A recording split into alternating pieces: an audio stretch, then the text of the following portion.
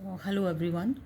Adolescence यानी कि किशोरावस्था किसी भी बच्चे के जीवन का ये सबसे कठिन, सबसे महत्वपूर्ण समय है। और इस समय में एक बच्चे को बहुत ज़्यादा प्यार और नरम रवैये की ज़रूरत होती है। तो आइए हम देख लेते हैं कि ये एडोलेसेंस हम कहते किसको हैं।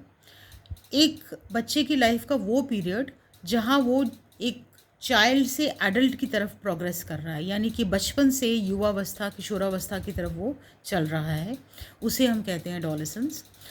ये बेसिकली एज ग्रुप 13 से 17 के बीच का माना गया है। इस समय को हम टीनेजर पीरियड या ऐसे बच्चों को हम टीन्स भी कहते हैं। WHO के द्वारा ये जो एडोलेसेंस पीरियड है, इसकी मान्यता 10 से 19 साल के समय को माना गया है। एडोलेसेंस पीरियड को हम 3 हिस्सों में डिवाइड कर सकते हैं। अर्ली एडोलेसेंस 11 से 14 साल के बच्चे, मिडिल एडोलेसेंस 15 से 17 साल के बच्चे, और लेट एडोलेसेंस को हम 18 से 19 या 18 से 21 साल की समय को भी हम लेट एडोलेसेंस में रखते हैं। तो एडोलेसेंस पीरियड में ना केवल एक बच्चे के शरीर में फिजिकल बदलाव होते हैं, बल्कि बहुत से साइकोलॉजिकल और मेंटल चेंजेस भी होते हैं। इसीलिए एडोलेसेंस को सबसे टर्बुलेंट पीरियड एक बच्चे की लाइफ का माना है। फिजिकल चेंजेस में देखा गया जैसे वो दोनों जो जेंडर्स हैं, बॉयज़ और गर्ल्स में, सबसे पहले तो वो हाइट खूब गेन करते हैं। They grow in their heights. Then when it comes to boys, they start showing a lot of masculine characters such as the growth of beard, mustaches। उनकी बॉडी ज़्यादा मैस्कुलिन होने लगती है, उनका फेशियल जो स्किन है वो रगड़ या रफ होने लगती है। एक बहुत बड़ी समस्या इस ऐसे समय में गर्ल्स और बॉयज़ दोनों फेस करते हैं, वो पिंपल्स की समस्या। वो हार्मोनल आउटब्रेक उनका स्किन पे होने लगता है, which ends up into pimples. And when it comes to girls, girls also start showing a lot of feminine characters, जैसे कि उनका मेंस्ट्रुअल साइकिल स्टार्ट हो जाता है, development of breast starts, their voice becomes more shrill and shriek, whereas the voice of the boys it breaks down, जिसको voice break कहते हैं, और उनकी वॉइस काफ़ी होर्स हो सकती है। तो ये तो हो गए उनके फिजिकल चेंजेस। अब बात करेंगे साइकोलॉजिकली या मेंटली उनमें क्या बदलाव होता है। तो जैसा मैंने पहले ही कहा कि एडोलेसेंस पीरियड में उनका मेंटल जो एक मेकअप है बच्चे का, वो इतना ज़्यादा चेंज हो रहा होता है कि उस समय में उसको बहुत ही एक नरम रवैया और बहुत ही अंडरस्टैंडिंग रवैये की ज़रूरत होती है। क्योंकि ऐसे समय में बच्चे के अंदर जो भी चेंजेस होते हैं वो उसकी लाइफ को शेप करते हैं आने वाले समय में। बहुत से बच्चे जो हैं वो एडोलेसेंस पीरियड में एक एनजाइटी शो करने लग पड़ते हैं। They start showing mood swings, some of them they become attention seekers also.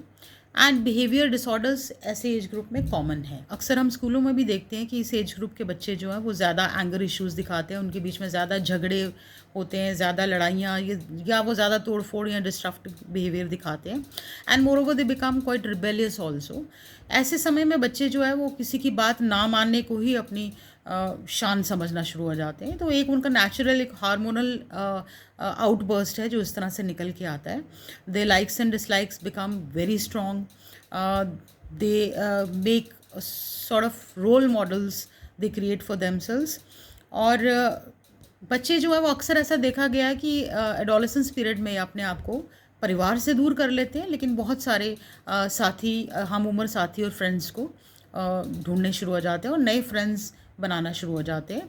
तो ऐसे में कई बार वो जो बच्चा है वो अगर गलत संगत का शिकार हो जाए तो उसकी पूरी लाइफ भी डिस्ट्रॉय हो सकती है। तो इसीलिए इस वक्त में ऐसा बहुत ज़रूरी है कि बच्चों को बहुत ज़्यादा घर में, परिवार में, स्कूल में, अपने टीचर्स, अपने फैमिली मेम्बर्स के थ्रू एक बहुत अंडरस्टैंडिंग और एक सॉफ्ट एटीट्यूड उनकी तरफ होना बहुत ज़रूरी है, irrespective of their anger issues.